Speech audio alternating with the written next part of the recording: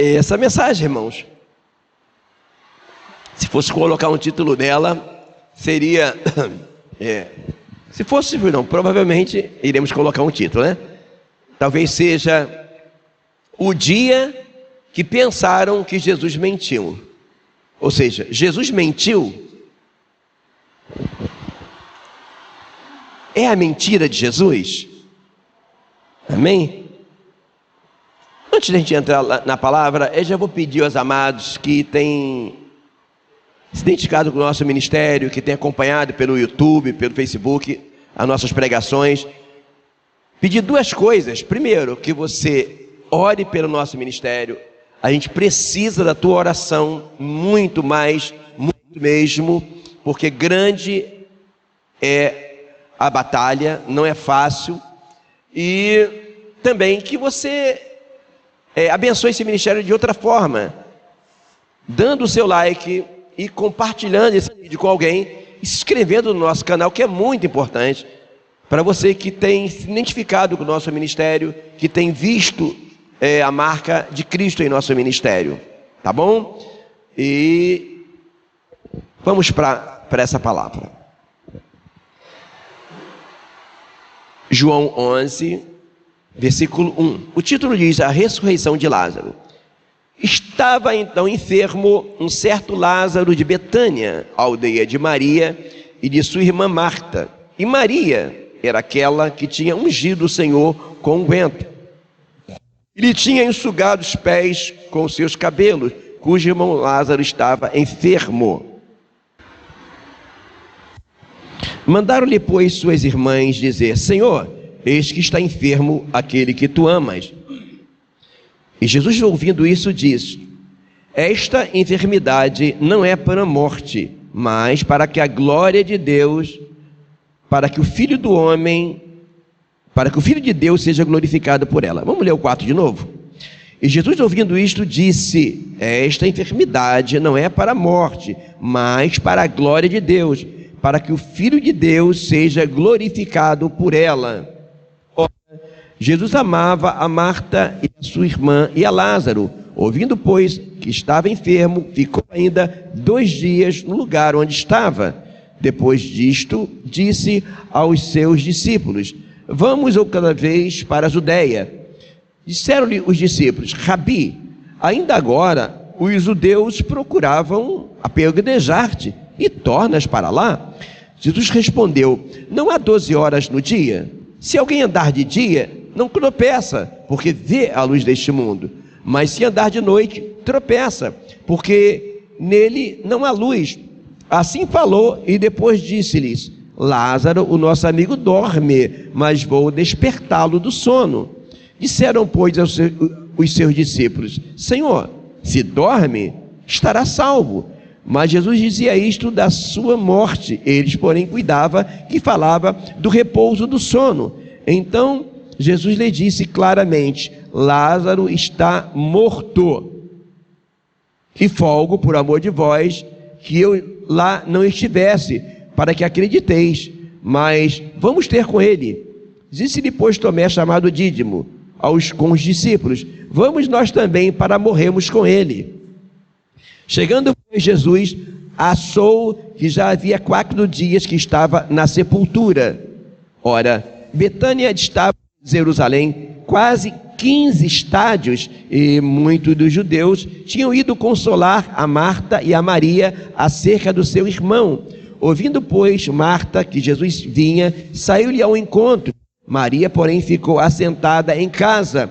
Disse, pois, Marta a Jesus: Senhor, se tu estivesses aqui, o meu irmão não teria morrido. Mas agora sei que tudo quanto pedis a Deus, Deus te concederá. Disse-lhe Jesus: teu irmão há de ressuscitar. Disse Marta: eu sei que há de ressuscitar na ressurreição do último dia. Disse-lhe Jesus: eu sou a ressurreição e a vida. Quem crê em mim, ainda que esteja morto, viverá. Pai amado, Pai santo, Pai querido, louvado seja o teu nome para sempre. Senhor da glória, eu te agradeço por este momento, meu Pai, que a tua palavra será ministrada. Senhor, eu te agradeço por cada vida que nesta noite, ó Pai, em meio a este temporal que assola as nações, que assola as famílias, está dentro da tua casa, está nesta hora, neste lugar, para buscar a tua face. Ó Deus de Israel, venha manifestar, ó Pai, o teu favor sobre nós nessa noite. Ah Deus, sabendo da nossa limitação, da nossa dificuldade, eu te peço, fala, Senhor, que quando tu falas, os montes estremecem. Senhor, quando tu falas, ó Pai, a enfermidade tem que sair. Senhor, quando tu fala, meu Senhor da glória, o demônio tem que sair, as mulheres caem, Senhor. Fala, meu Senhor da glória, te pedimos em nome de Jesus. Amém e amém. Peço aos amados que se assentem. Por que essa mensagem ela pode ser uma interrogação? Jesus mentiu? Vamos observar esse texto? Observe bem, amados.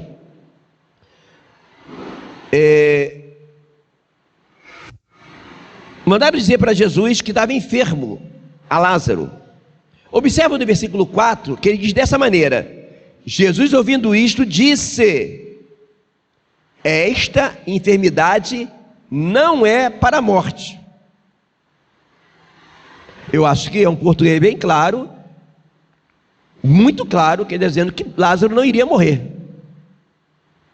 Concordam? Ele falou, essa enfermidade não é para a morte. Então, trocando isso em outra expressão, ele disse, olha, fica tranquilo que Lázaro não vai morrer. Não tem outra forma de entender. É para a morte. E o interessante que ao invés dele ir, Lázaro estava enfermo ainda. Ele não foi. Ele ficou ainda mais 2 dias lá. E agora quando ele vai,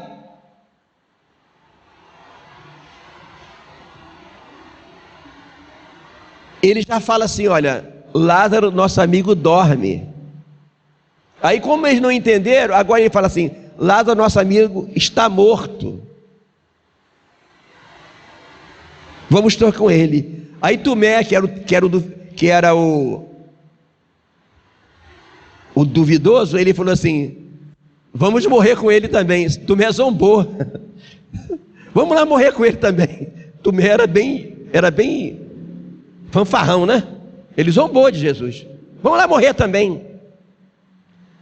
E chegando lá, Maria fala daquela maneira, né? Senhor, se estivesse aqui, nosso irmão não teria morrido. Então nessa hora, irmãos, se você observar, claro que o texto não fala, mas alguém deve ter falado assim, Jesus mentiu. Alguém falou assim, olha, Jesus mentiu, porque ele falou ali no versículo 4, que a enfermidade não era para a morte, e agora Lázaro está morto. Não tem outra. Alguém pensou, Jesus mentiu. Ele falou que a enfermidade não era para a morte. E agora Lázaro estava literalmente morto. Percebe? E quantas vezes algumas pessoas olham para a Bíblia, que a Bíblia é a palavra de Deus, e pensam, será que isso está na Bíblia é verdade ou é mentira? Porque isso que está na Bíblia não acontece na minha vida. Não tem outra forma. Porque se ele fala assim, olha, fica tranquilo que essa enfermidade, nós vamos lá orar por ele, tudo bem, não. Ele falou assim, ó, fiquem tranquilos que essa enfermidade não é para a morte, mas agora Lázaro estava morto. Então, de alguma forma, a ideia que eles tinham é que Jesus mentiu, porque ele morreu. Várias coisas são importantes a gente observar aqui. Primeira coisa de se entender o tempo de Deus. Muitas das vezes nós não olhamos as coisas da ótica certa. Ele poderia vir na mesma hora. E às vezes nós estamos em situações na nossa vida e Deus não resolve o problema na hora. Ele deixa às vezes as coisas piorarem, se complicarem, chegar a um extremo tão grande que você olha, não tem mais jeito. Uma das coisas importantes a se entender nessa história é essa. E às vezes nós pensamos assim: olha, Jesus não está me ouvindo, Jesus me abandonou. Porque Marta fala: Senhor, se tu tivesse aqui, o meu irmão não teria morrido. Ou seja, Senhor, se tu viesse logo, Senhor, faria tanto tempo.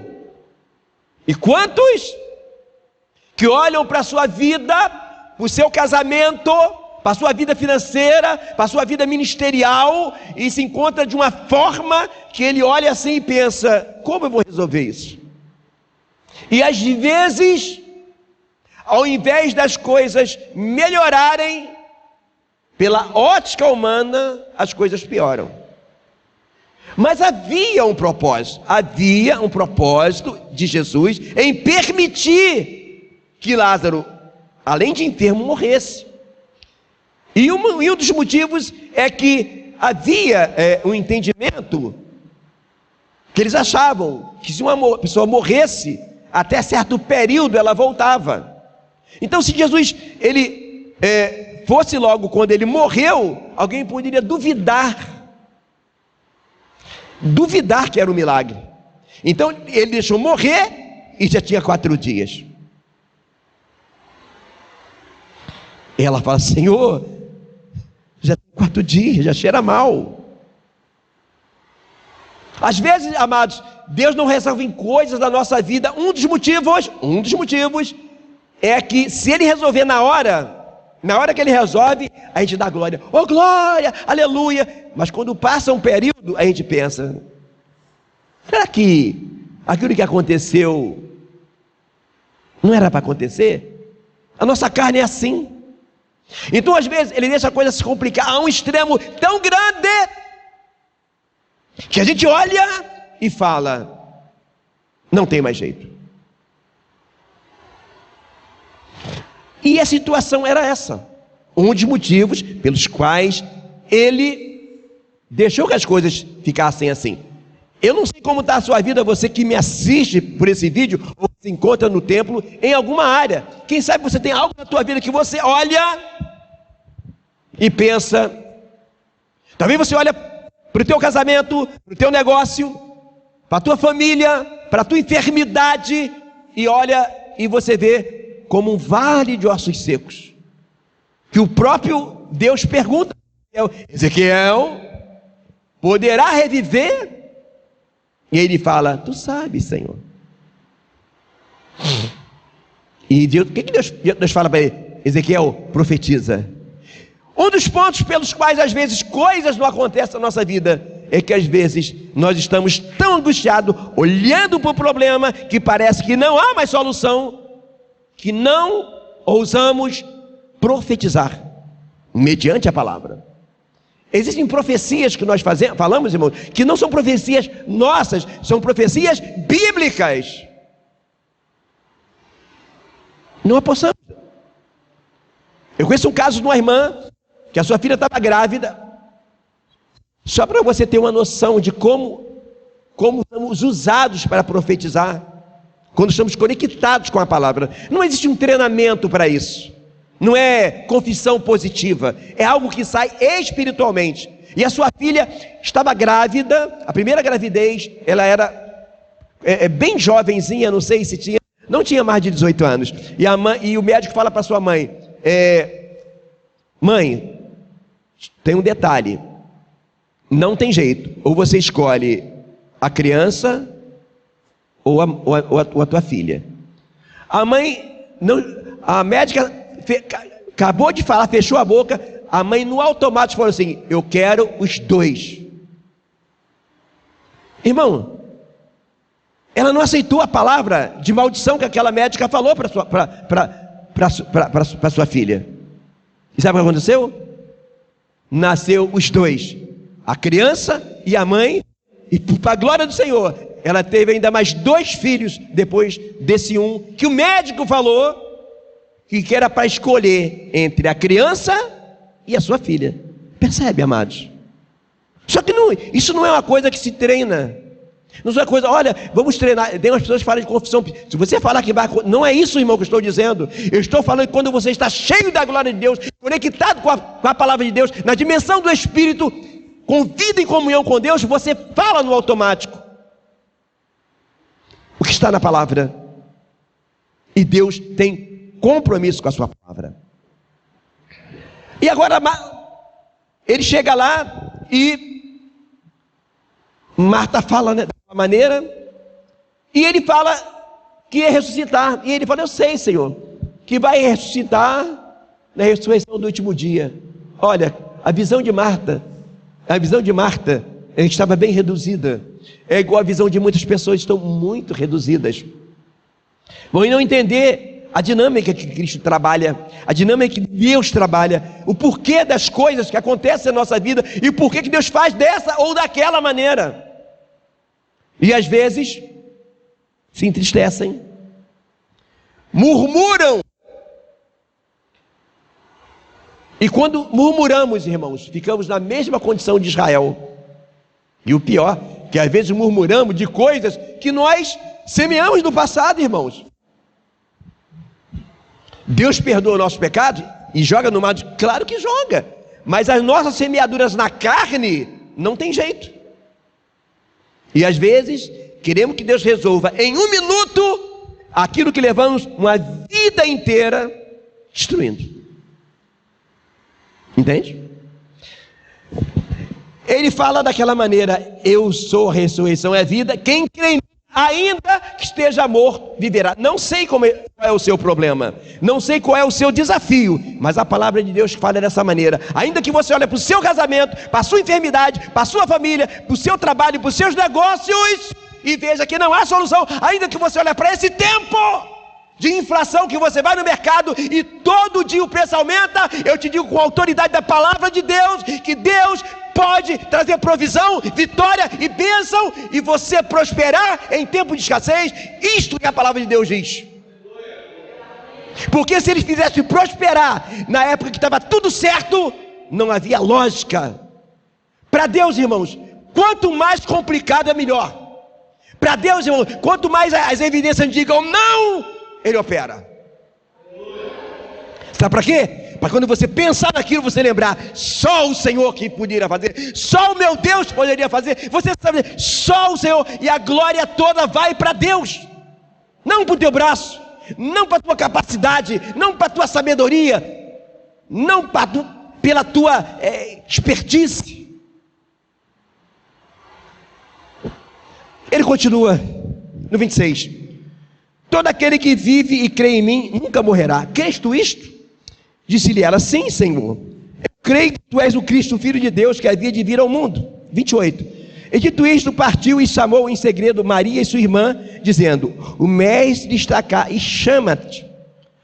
Ela, ouvindo isto, levantou-se e foi ter com ele. Ainda Jesus não tinha chegado à aldeia, mas estava no lugar onde Maria o encontrara. Vendo, pois, os judeus que estavam com ela em casa, a consolavam. Que Maria apressadamente se levantara e saíra, seguiram-na dizendo: vai ao sepulcro chorar ali? Tendo, pois, Maria chegado onde Jesus estava e vendo-o, lançou-se aos seus pés dizendo: Senhor, se tu estivesses aqui, o meu irmão não teria morrido. Quantas vezes nós estamos assim: Senhor, se eu tivesse feito alguma coisa, as coisas estariam diferentes. 33: Jesus, pois, quando viu a chorar, e também chorando os judeus, e que com ela vinham, moveu-se muito em espírito e perturbou-se, e disse: onde o puseste? Disseram-lhe: Senhor, vem e vê. Olha o que a palavra fala: Jesus chorou. Irmãos, às vezes Jesus chora. Sabe por que ele chora? Porque ele olha a gente como coelhos assustados em meio a toda essa turbulência. Crente que fica desesperado, sem saber o que vai fazer, quando nem percebe que tudo isso que está acontecendo é o cenário perfeito para ele operar. Que todas as vezes que Deus fez o milagre, todas as vezes que Deus abençoou Israel, havia escassez, havia barreiras, havia perseguição. Ele olha com um olhar totalmente errado em relação ao que deveria olhar. Em vez de ele olhar para aquela situação e falar: opa, está aí uma hora boa para Deus operar, e começar a glorificar, ele olha e fala: ai, é um vale de ossos secos. Aí Jesus chora. Jesus chora que existem promessas na palavra a serem recebidas, porque tudo o que Jesus conquistou na cruz é direito nosso, é nossa herança, e às vezes vivemos o evangelho abaixo da média, simples, porque não entendemos a palavra. Por quê? O que as pessoas gostam mais de hoje, quando estão com problema? Vá num culto de libertação, vá num culto de consagração. Os profetas de plantão, que profetizam da carne, já até sabem que eu profetizar. Se você ir no culto de libertação aí, a maioria que foi lá, o marido está na cadeia, o filho está nas drogas, o filho está assim, o casamento está assim. Essa pessoa que está lá no culto de libertação de revelamento, deveria estar onde, igreja? Na escola dominical, no discipulado, aprendendo, irmãos. O quê? Eles creem no Jesus místico. Unge esse objeto aqui que Deus vai operar. Nem percebeu que às vezes tudo que está passando foi passos errados que ele deu por não entender. Tem gente que pensa, em vez de dizer assim: lâmpada para os meus pés é a tua palavra, na Bíblia deles é assim, ó: os profetinhas dos cultos de libertação é lâmpada para os meus caminhos. Profeta, a vida dele é guiada por revelamento, irmão. Ele vai num lugar: ó, irmão, Deus mandou dizer para vocês isso aí. Irmãos, eu creio em revelação, eu creio em profecia, mas a nossa vida tem que ser guiada pela palavra, não é por revelação. Tem gente que pensa que a igreja, irmãos, é um centro espírita, onde eu só vou lá para receber um passe e ouvir uma revelação. Jesus chorou, e ele chora. Ele chora, porque você vê no islamismo, uma criança de 12 anos já conhece o Alcorão todinho de cós salteado. E há uma estatística que mostra, eu nem lembro o percentual, que é um percentual muito grande de pastores que nunca leu a Bíblia toda. Muito crente, irmãos, nunca se propôs a ler a Bíblia toda. Ele chora. 36. Disseram, pois, os judeus: vede como o amava. E alguns deles disseram: não podia ele que abriu os olhos aos cegos, 37, fazer também com que ele se não morresse? Jesus, pois, movendo-se outra vez muito em si mesmo, veio ao sepulcro, e era uma caverna, e tinha uma pedra posto sobre ela. Disse-lhe Jesus: tirai a pedra. Marta, irmã do defunto, disse-lhe: Senhor, já cheira mal, porque é de 4 dias. Não é? Ela falou assim: não vou tirar. Senhor, quando abrir e sair, vai exalar um cheiro muito grande. Tem gente, irmão, que o seu casamento está tão destruído que o aroma é ruim. Jesus fala que nós somos o bom cheiro. No livro de Coríntios, Paulo fala: nós somos o bom cheiro de Cristo. Tem gente que a sua vida espiritual, o seu ministério já cheira mal. Tem um que já fala assim: agora eu não quero mais fazer nada na igreja, porque ele já desistiu, ele não acredita mais. Aí ele disse no 40, disse-lhe Jesus: não te hei dito que se tu creres, tu verás a glória de Deus? Para ver a glória de Deus tem que crer. 41. Tiraram, pois, a pedra, e Jesus, levantando os olhos para o céu, disse: Pai, graça te dou por me haveres ouvido. Eu bem sei que sempre me ouves, mas eu disse isto por causa da multidão que está em redor de mim, para que creiam que tu me enviaste. E tendo dito isto, clamou com grande voz: Lázaro, sai para fora. E o defunto saiu, tendo as mãos e os pés ligados com faixas, e o seu rosto envolto num lenço. Disse-lhe Jesus: desligai-o e deixai-o ir. E muito, pois, dentre os judeus que tinham vindo a Maria e que tinham visto o que Jesus fizera, creram nele. Agora, aqueles que possivelmente disseram que Jesus tinha mentido, aqueles que pensaram que Jesus mentiu, viu que ele não mentiu, viu que ele falou a verdade. Uma coisa nos salta aos olhos aqui, amados. E é o segundo detalhe, que muitas vezes as pessoas não veem milagre na sua vida e andam por aí como os coelhos assustados. Tem gente aí até pensando em morar no meio do mato, por causa da perseguição que se avizinha, que se aproxima da igreja. Profeta covarde, irmão. Profeta covarde. Observe que Jeremias profetizou que Israel ia ser cativo, que ia vir fome, que ia vir perseguição, mas Jeremias não saiu de Jerusalém, não saiu do meio do povo. Ficou lá até Nabucodonosor chegar e levar cativo o povo, irmão. Hoje nós vemos profetas covardes, que ao invés de quiser ficar na cidade, eu quero fugir para o meio do mato. Está fora da palavra. E teve um profeta aí, chamado Jim Jones, há uns anos atrás, que levou um povo todo para o meio do mato, e lá morreu mais de 900 pessoas que se suicidaram com ele. Então, amados, tem pessoas que estão lendo a Bíblia ao contrário. A Bíblia não fala de profeta que fugiu.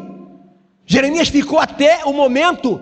A Bíblia fala que Gideão não fugiu de Israel. Israel estava sendo perseguido pelos midianitas, mas ele estava lá escondido, malhando no lagar, mas não saiu de Israel. A palavra fala que quando queriam prender Paulo, Pedro, João, eles não corriam, pelo contrário, eles queriam se apresentar no templo, os discípulos que seguravam eles. Agora eu vejo um monte de profeta covarde que quer no meio do mato, Raimundo, quer correr.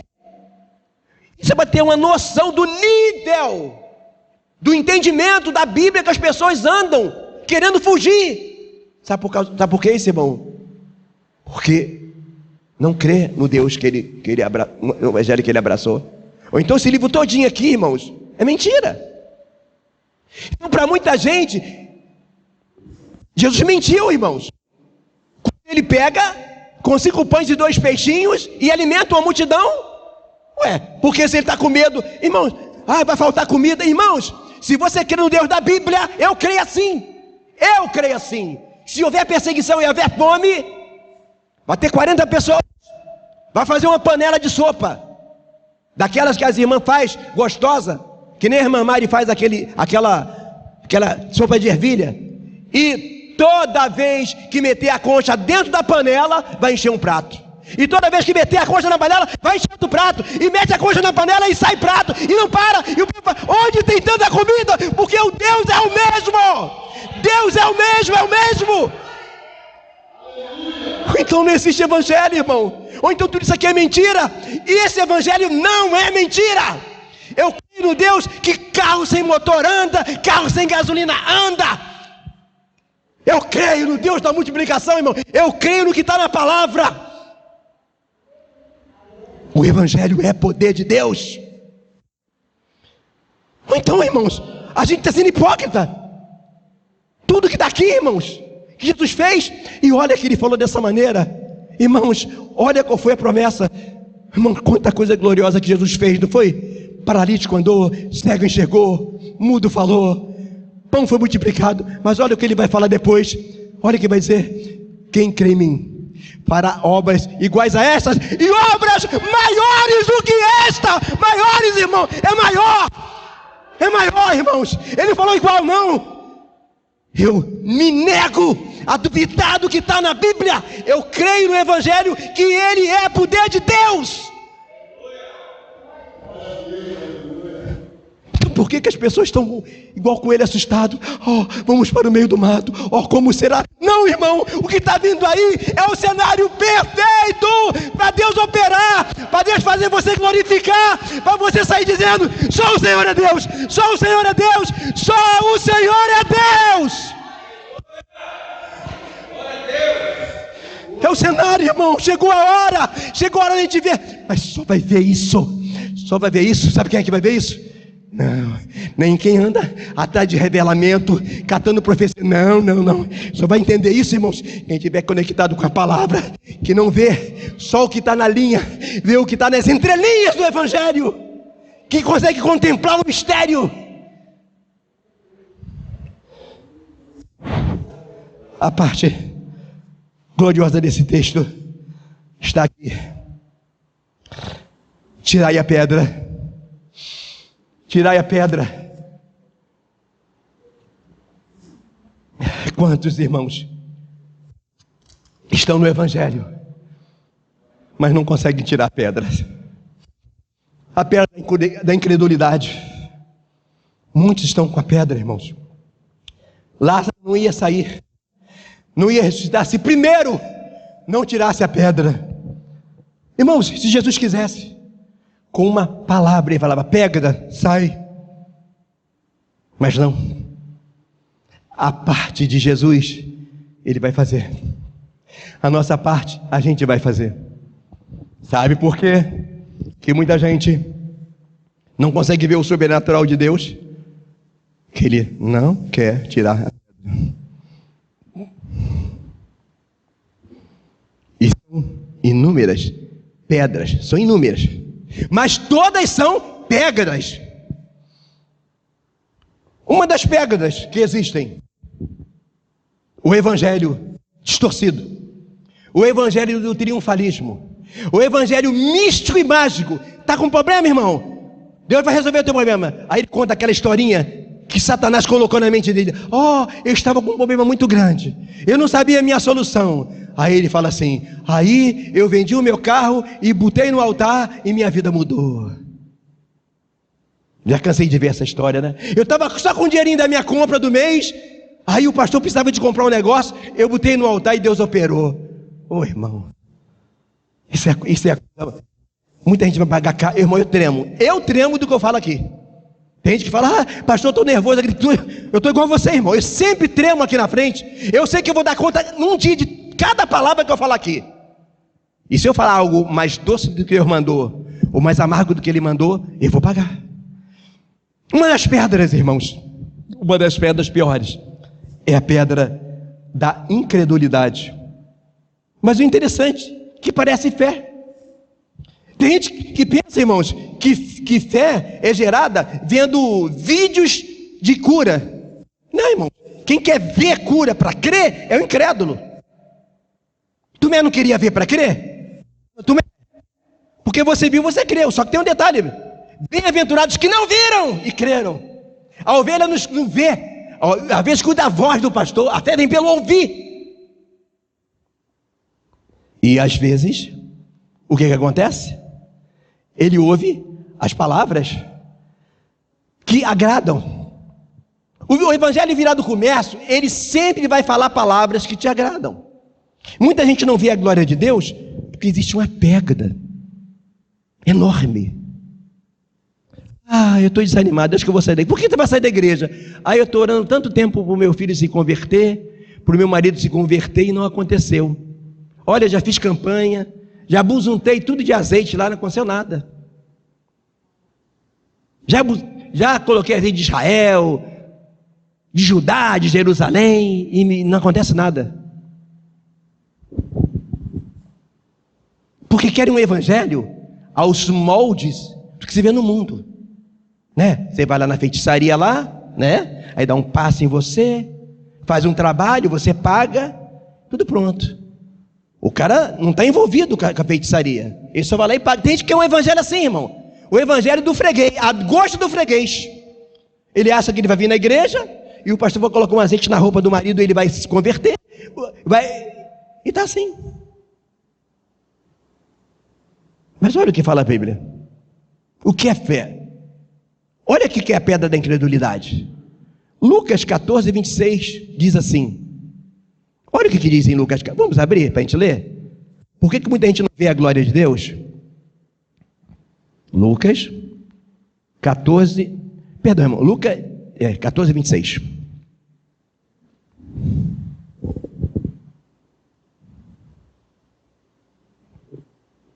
Se alguém vir a mim e não aborrecer o seu pai e mãe e mulher, irmãos e irmãs, e ainda a sua própria vida, não pode ser meu discípulo. É simples assim. O camarada quer a bênção de Deus, mas ele não quer aborrecer sua vida. Ele quer que Deus salva isso, cura ele, acontece aquilo outro, mas ele quer continuar tomando a sua cervejinha, vivendo com a mulher que não é dele, com o marido que não é dela, com o seu gatinho de luz, e etc, etc, etc. É o que está dizendo, irmão. Para você ser discípulo de Jesus, isso aqui não foi Paulo que falou, isso aqui não foi Pedro que falou, isso aqui foi o próprio Cristo. Só que o evangelho de hoje é a gosto do freguês. Ah, você gosta de rock? Uma igreja para roqueiro. Ah, você gosta de surf? Para você vir, quer saber? Vou arrancar esse púlpito aqui e vou colocar uma prancha de surf, que aí você vem. Você gosta de quê? De lugar bem escuro? Eu vou colocar luzes escuras. Você gosta de quê? É tudo preto? Como que você quer? O importante é não perder o cliente. É que está dizendo aborrecer. Olha aqui, aborrecer a família e a sua própria vida. Evangelho, irmão, onde não aborrecemos da nossa vida, as pessoas querem um evangelho que se adapta à sua vida. Não, irmão, nós temos que nos adaptar ao evangelho. Então as pessoas falam, é tanto tempo que eu estou buscando pela salvação do meu marido. Quantas horas você ora por ele? Quanto tempo que você vive em oração e em jejum? Não, irmãos. Não, mas eu entrei na campanha lá, eu paguei o carnezinho, eu tenho certeza que vai acontecer. É isso, irmãos. Isso é pedra da incredulidade.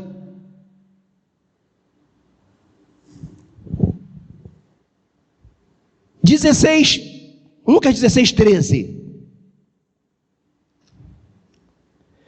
Nem o servo pode servir a dois senhores, porque há de aborrecer um e amar o outro, ou há de chegar a um e desprezar o outro. Não pode servir a Deus e a mamão, a Deus e as riquezas. Eu vou te seguir, Senhor. Quando sobrar tempo eu vou para a igreja, mas quando não sobrar eu vou correr atrás do milhão. Aí, carro zero na garagem,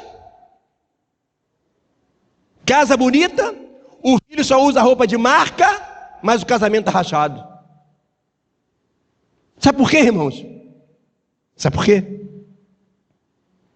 Porque o instrumento que Deus quer usar para salvar teu filho, teu marido, tua esposa, sabe quem é? É você! É você cheio da unção que vai converter teu filho, porque a Bíblia do teu filho, a Bíblia do teu marido, a Bíblia da tua esposa que não é crente, é a tua vida. Mas você só fica correndo atrás do milhão. Tem cantor famoso aí que diz que se converteu, mas não para de cantar para o mundo, não para de viver aquela vida promíscua. Por isso que algumas pessoas não veem o milagre. Por isso que algumas pessoas não conseguem crer no sobrenatural, que a sua visão é limitada. Ele só pensa em termos de lógica, e ele olha para o seu problema e fala, não tem mais solução, entra em depressão, e muitos até se suicidam, porque olha para a sua vida e fala, não tem mais jeito, já cheira mal, e não querem tirar esta pedra. Haveria muitas pedras, irmão, mas eu estou falando só as básicas que o Espírito Santo nos deu nessa noite. A outra pedra, que muitas vezes, muitas pessoas não veem a glória de Deus, baseado naquilo que a palavra de Deus diz, que farão de vós comércio. A igreja está sendo feita de comércio, e é uma igreja a gosto do cliente. O culto não é mais para o Senhor, o culto é para o povo. É o chamado ativismo cristão. O diabo conseguiu, irmãos, dominar a mente de algumas lideranças e dizer que ele pode ser tão inteligente e criar coisas tão sensacionais que farão a igreja crescer. E foram inventando. Aí inventaram teatrinho dentro da igreja, coreografia dentro da igreja, dança dentro da igreja, e foi criando, e foi criando, e foi criando. Não é isso? O detalhe é o seguinte: Jesus falou que esta casta de demônio que atua na vida do teu marido, da tua esposa, do teu filho, no teu trabalho, na tua empresa, só sai com oração e com jejum. Pode passar azeite ungido, óleo ungido, de Israel, da Alemanha, da Ucrânia, que não vai sair. Felizmente é verdade. Então o que o diabo fez? Paulo falou, a nossa palavra não foi uma palavra de sabedoria e de persuasão humana, palavra de persuasão humana. O resultado é o chamado pragmatismo, né? Os fins justificam os meios, o resultado é o que importa. A casa encheu e começaram, primeira coisa, idolatria. Criaram as celebridades, aí coloca lá, cantora fulano de tal, a casa está cheia. Mas para aquela casa estar cheia, vai ter que... Irmão, vai vir um cantor fulano de tal, a igreja não tem caixa, vamos fazer um almoço aí para angariar dinheiro. A outra irmã, na época que ainda vendia CD, agora não tem mais isso, vai vender os CD. Então, cada um vai fazer uma coisa. Irmão, sabe por que a igreja de Atos dos Apóstolos é forte? Você pode pensar quanto tempo se gasta para se fazer uma coreografia perfeita? Aquilo que você vê produzido lá na frente, sincronizado, lindo. Confesso que é lindo. Não vejo unção, mas que é lindo é. Se aquele tempo que foi gasto ensaiando aquela coreografia fosse usado em oração, em jejum e leitura da Bíblia, muitos resultados seriam diferentes. Irmãos, é difícil o crente na igreja que tem um tempo para a obra, ou seja, queiram ter tempo. Hoje, algumas igrejas pegam as pessoas que são atuantes e ao invés de ensinarem elas a se relacionar com Deus, em oração, em jejum e em palavra, botam uma para ensaiar a coreografia, bota outra para fazer salgado para a cantina, bota outra para vender CD, bota outra para fazer ornamentação. Festa tal, uma ornamentação. E todo esse povo que está gastando tempo nessas coisas, se estivesse orando, a igreja era forte. A diferença da igreja de hoje nós vivemos o ativismo cristão. Sabemos cantar os hinos, sabemos as gírias gospel, a gíria de crente, né? Crente tem gíria, né? Aí varão, tá no manto, tá na prova, até a gíria sabe. O crente é tão engraçado, né? Que tem ímpio que vê crente conversando que não entende nada. Que é manto, é mistério, é na prova, o ímpio fica olhando assim, esse camarada deve ser de outro país, não entende nada do que ele fala. Tem até o dialeto de crente, irmão. E tem ímpio que está aprendendo, né? Já fala, que ímpio quando quer. Mas a Bíblia mesmo não conhece. Então uma das pedras que existem, que atrapalham a igreja de ver a glória de Deus, é que a igreja de Atos dos Apóstolos, quando nós lemos de manhã no discipulado, tudo o que ela fazia era em oração e em jejum. Dá aqui uma olhadinha aqui, ó, rapidamente. Atos dos Apóstolos, capítulo, cadê? Ó, observe. Ó, Atos dos Apóstolos, capítulo 13, versículo 10. Diz assim, ó. E a igreja, fazendo coreografia, salgadinhos para a cantina, fazendo ornamentação, fazendo teatro, orando, pondo sobre ele as mãos, os despediram. É isso que está escrito aí, irmão? Não. Então, jejuando e orando e pondo sobre ele as mãos, os despediram. Era essa a vida da igreja de Atos dos Apóstolos. Não tinha teatrinho. Não tinha entretenimento. Porque ele sabe, né? Colocar aquelas moças bonitas dançando, né? Muito marmanjo, pedófilo, vai logo vir, né? Tem, irmão, tem. Aí a casa enche. Olha agora, capítulo 14, versículo 14 também. Perdão. Capítulo 23. Atos 14, versículo 23. E havendo-lhe por comum consentimento, eleitam anciões em cada igreja, orando com jejuns, os encomendaram ao Senhor em que haviam crido. Irmão, a igreja de Atos dos Apóstolos, ela era poderosa, porque ela vivia na palavra e tinha intimidade com Deus. Então, a pedra da incredulidade que impede que muita gente veja a glória de Deus é o chamado ativismo cristão. É muito agradável para o povo que gosta. Então hoje se faz igreja para quem quer um clube social, quem quer uma casa de entretenimento. E aqueles que querem vida com Deus, aqueles que querem buscar ao Senhor, ficam lá igual de escanteio, né? Ficam assistindo aquilo ali. E por isso, irmãos, Hoje a igreja é fraca. E por isso muitas pessoas estão aí à procura de uma palavra de vitória, aí entregam uma revelação que Deus vai dar vitória e só derrota. Por quê? Eles olham para essa palavra e falam: ah não, isso é mentira. Crê no Senhor Jesus, será salvo tu e a tua casa. Mas meu marido não se converte, meu filho não se converte. Aí a pergunta: quanto tempo você fica em oração por ele? Quanto tempo você tem buscado a Deus? Ou essa pessoa só vive pensando no milhão, porque disseram para ele que nível espiritual se mede pelo nível social? Tem gente que pensa, irmão. Tem gente que pensa que o crente, para ser crente, tem que andar no milhão, que disseram isso aí, estão pregando isso. Então, para essas pessoas, Jesus mentiu. O que Jesus falou? A vida de alguém não consiste na abundância do que cada um possui. O reino dos céus não é comida e nem bebida, mas alegria e paz no Espírito Santo.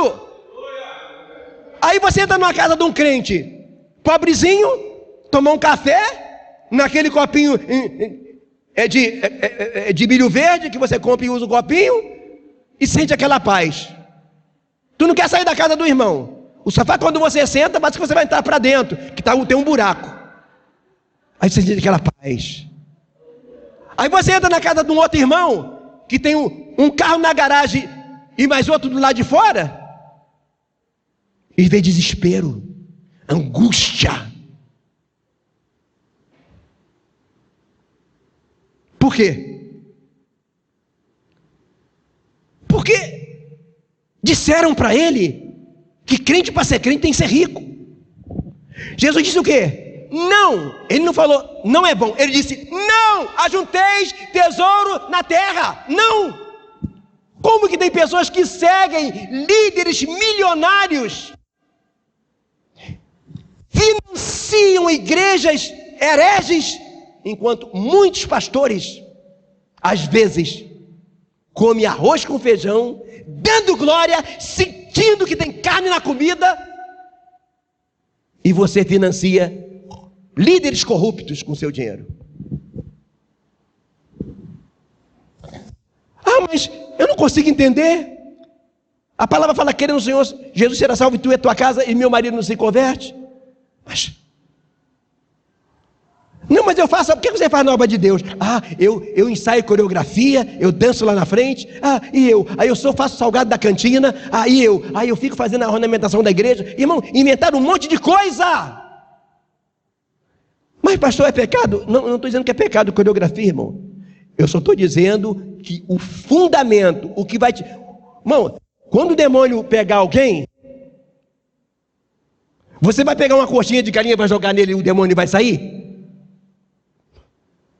A maioria das festividades por aí é assim, irmão. Festividade tal dia, aí um grupo faz o salgado, o outro ornamenta que ornamenta, e pinta de novo a igreja. Irmãos, a igreja antigamente era poderosa porque ela tinha tempo de oração. Eu nunca aconteceu, quando eu era criança, eu lembro que cheguei na casa de uns irmãos com a minha mãe, que eu era o mascote da minha mãe. E o pessoal me chamava de Leci II. O nome da minha saudosa mãe era Leci. E eu cheguei na casa dos irmãos e eu olhei aquele monte de roupa na corda. E eu comecei a rir. Minha mãe olhou para mim: o que foi? Mãe, as calças tá tudo com furo no joelho. Mamãe ficou séria e me olhou assim nos meus olhos: meu filho, esses são homens de oração. Lembra da calça ali? Quem é das antigas lembra da calça ali. Irmão, a calça ali, para quem não é daquele tempo, era um jeans mais grosso que esse jeans comum. Era um jeans grosso. Para aquela calça poeira no joelho, porque era muita hora de oração. Em muitas casas, nem piso tinha, irmão. Era só aquela guarda. A diferença da igreja: você não via falar de crente suicidar, você não via falar de crente se separar, você não via falar de diabo destruir casamento de crente. O problema a pedra que está na vida de muita gente é a pedra do ativismo cristão, que as pessoas pensam: vem cá, na tua igreja não tem festa da cabana, não? Não. Na tua igreja não tem coreografia? Ah, não vou passar. Essa igreja está fora do padrão, não tem coreografia. A tua igreja não tem festa de cabana, festa de primeira. Onde é que está isso na Bíblia, irmão, que é para fazer isso agora? Pessoas, irmãos, que inventaram outro, achando que a base do evangelho é uma. Irmão, o evangelho é simples. Observe o que Jesus falou. O reino dos céus não vem com aparência exterior. Eu louvo a Deus que Deus nos deu esse salão até bonitinho, só que não é nosso. Cada um que está aqui veio por quê? Irmão, você juntar povo para adorar um templo é a coisa mais fácil do mundo. O difícil é você juntar pessoas para adorar a Deus. Difícil é você juntar pessoas que amam a palavra. O ativismo cristão fez o evangelho à moda do cliente. Eles pensam que o púlpito da igreja, e alguns já são palco, arrancaram o púlpito. Porque esse púlpito aqui, irmãos, é uma honra para a palavra. Você tem que colocar a palavra. Não existe na Bíblia que tem que fazer o púlpito. Mas o entendimento é claro. Você faz um púlpito para ser um suporte para a palavra. Não estiram o púlpito para parecer um palco. E tem pessoa que pensa que a igreja é um palco. E se não tiver uma apresentação, não está certo. Então, o ativismo cristão, ele roubou a cena do evangelho simples e puro. Ninguém vê aquele irmão fazendo coreografia lá na frente. Ninguém vê ele fazendo ornamentação bonita lá na frente. Mas lá na madrugada ele está orando. Lá na madrugada ele está clamando, ele está jejuando. Ninguém vê. Mas quando olha na vida desse crente, vê milagre. Acima de tudo, irmão, vê paz. Eu nunca vi um tempo onde há tanta ausência de paz. Olha o que a palavra fala. O evangelho é gozo, é paz. Por quê? Porque substituíram o evangelho puro e simples e colocaram o ativismo cristão. Porque agrada, mano. O que a maioria quer? A maioria quer um clube social, né? Eu já vi gente falar assim, eu gosto de festividade na igreja. Festividade é aquele culto que é só encenar, é tudo lindo, é tapete vermelho, é coreografia, é ornamentação, e salgadinhos na cantina, e aquela coisa toda. Mas não se converte ninguém, geralmente. Às vezes no final da briga, porque todo mundo quer cantar. Aí canta. Quando está todo mundo já caindo, agora é a mensagem. Mas a casa está cheia. A palavra que fala, irmãos. Eles viram a ressurreição de Lázaro. Mas para eles verem a ressurreição de Lázaro, eles tiveram que tirar a pedra. Ou seja, qual é a nossa parte nessa batalha? Sermos guerreiros de oração. Temos que gastar tempo com a palavra. E acima de tudo, entendermos que o Espírito Santo está em nós. Ele se move em nós, irmãos. Tem gente que pensa que o Espírito Santo só está nos pastores. Tem gente que pensa que o Evangelho é desse jeito. Ele tem que ficar comendo na mão dos outros. Pessoas não são mais ensinadas a serem instrumento nas mãos de Deus. Irmãos, a palavra fala que Estevão era diácono. Olha como Estevão era usado por Deus. Então, amados, a palavra de Deus não mentiu. No Evangelho, você tem autoridade para ter paz. No Evangelho existem promessas que podem ser recebidas. Agora, vai depender de você. Viver o Evangelho da Bíblia ou aceitar esse Evangelho novo que inventaram. Que a casa está cheia, mas a barriga está vazia. A barriga é espiritual. Pessoas que vivem por aí, irmãos, eu vejo pessoas fazendo perguntas teológicas que são corriqueiras do Evangelho, que não conhecem. O povo não conhece mais a palavra, porque não se gasta tempo com a palavra. Jesus não mentiu. Eles acharam que Jesus tinha mentido, quando ele falou que a enfermidade não é para a morte. Então nessa noite, eu falo para você, tudo que está acontecendo não é para a morte. Vai depender de você. Como você vai passar essa situação? Se é enfermidade, se é problema no casamento, se é problema no teu trabalho, se é toda esse desespero que está no mundo. O ponto vai ser como você vai lidar com a situação. Ou você vai ficar igual coelhos assustados correndo de uma parte para outra, ou você vai fazer igual Daniel, guerreou na oração. Ainda que você olha que quanto mais você ora, e mais a coisa piora. Eu lembro uma vez que eu tinha uma mesma na outra igreja que eu dirigia, que ela vinha e falava, pastor, ora para o meu filho. E eu, quanto mais eu orando, quando ela vinha falar comigo, ai pastor, o meu filho está bebendo mais ainda, e está assim, está assado. E eu falei, irmã, pelos olhos da fé, irmã, contempla o teu filho dentro da casa de Deus, com a Bíblia na mão. Contempla, irmão, que Deus vai dar vitória. Mas pastor, ele está bebendo muito. Irmã, creia. Ele não demorou. Deus salvou o filho dela. Às vezes, alguém começa a buscar o Senhor pelo marido, e o marido, ele só fumava cigarro. Aí quando você começa a orar, aí o marido passa a beber. Aí ele fala assim, não vou orar mais não. Eu comecei a orar, meu marido não bebia, agora está bebendo, aí ele para de orar, ele acha que Deus não vai operar.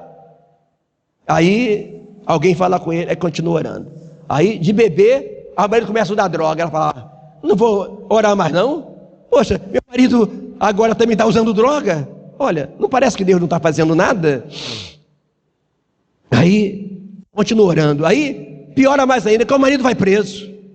Aí a pessoa fala assim, então não tem mais jeito. Quanto mais eu oro, piora. Mas às vezes Deus permite ele lá na cadeia, se converter lá dentro e voltar cordeiro. Porque às vezes o marido era tão brabo, tão brabo, que a vida até agredia ela. Às vezes não fisicamente, mas existem agressões de palavras que doem muito mais do que uma agressão física, não é verdade? Então, amados, o detalhe de você estar conectado com a palavra, que existem coisas que não tem como você treinar para entender. Só pode entender isso que aconteceu na vida de Lázaro, só pode entender isso quem estiver nisso.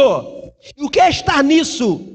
É você nunca se esquecer do tripé: oração, jejum, leitura da palavra de Deus. Esses três são inseparáveis. Esses três era a marca da igreja de Atos dos Apóstolos. Essas três coisas era a marca da vida de Paulo. Mas onde eles passavam, ficava um rastro de cura, um rastro de milagres. E é isso que Deus quer para você. É isso que Deus quer para você. Não se importe que você olhe e alguém diga, como vai ser o Natal? Não se preocupe, irmão. Creia, profetize, contemple o sobrenatural e saiba que Deus é poderoso para fazer infinitamente mais do que pedimos ou pensamos. Eu convido a você, neste momento, a orar comigo. Se você quiser ajoelhar, você ajoelha. Se você quiser orar em pé, você ore, sentado. É momento de oração. Pai Santo, Pai glorioso, Pai bendito, eu amo a Tua palavra, Pai. Eu amo, meu Senhor da glória, os Teus ensinamentos. Pai, quantas vezes o inimigo quer nos arrancar dessa posição maravilhosa, Pai, de crer, Deus, o que a Tua palavra diz, porque a Tua palavra não mente. Tu não é homem para que minta, e nem filho do homem para que se arrependa. E a Tua palavra diz, Senhor, que ainda que seja um vale de ossos secos, Pai, Tu pode tornar vida. A Tua palavra diz, Pai, que ainda que Lázaro estava enterrado naquele sepulcro, e já cheirava mal porque já era de 4 dias, ele ressuscitou. Pai, eu sei que Tu podes nesta hora, meu Senhor da glória, fazer coisas tremendas, meu Senhor. Mas a minha oração nesta noite, Pai, que nos dê graça para que nós possamos prosseguir, ó Pai, ainda que as evidências digam não, ainda que as possibilidades digam não, Senhor, eu creio que Tu podes fazer coisas gloriosas, Senhor. Ó Pai Santo, não deixe, Pai, que nós percamos esta fé, Senhor, não deixe, Pai, que nós olhemos para trás, não deixe, meu Senhor da glória, que o inimigo coloque alguma pedra em cima daquilo, meu Senhor da glória, que Tu queres operar, porque eu sei, Senhor, que Tu és fiel, e que quando Tu operas, ó Pai, ninguém pode impedir. Pai, obrigado pela Tua palavra, obrigado por Tu ser um Deus sobrenatural, e eu sei, meu Senhor da glória, que Tu estás no trono, que quando Tu opera ninguém pode impedir, e que nada pode impedir o Teu agir. Obrigado por tudo, meu Senhor da glória. Obrigado, meu Pai. Dá-nos graça para que possamos enxergar a Tua palavra, entender, ó Pai, que quanto mais complicado, é melhor para Tu operar. Entender, ó Pai, que o tempo e a hora é Tua. Tu sabes o momento, ó Pai. Senhor, continua conosco, ó Pai. Senhor, obrigado porque tu tens feito coisas gloriosas, ó Pai. Obrigado pela vida do meu filho, da minha família. Obrigado por cada irmão, por cada irmã, ó Pai, que tem sido tão atuante neste lugar, ó Pai. Continua abençoando a nossa união. Abençoa, meu Senhor da glória, o povo também que tem contribuído com o nosso ministério, ó Pai. Os irmãos, ó Pai, que têm nos apoiado na internet. Abençoa a vida de cada um, ó Pai, que tem pedido oração, em nome de Jesus. Amém e amém.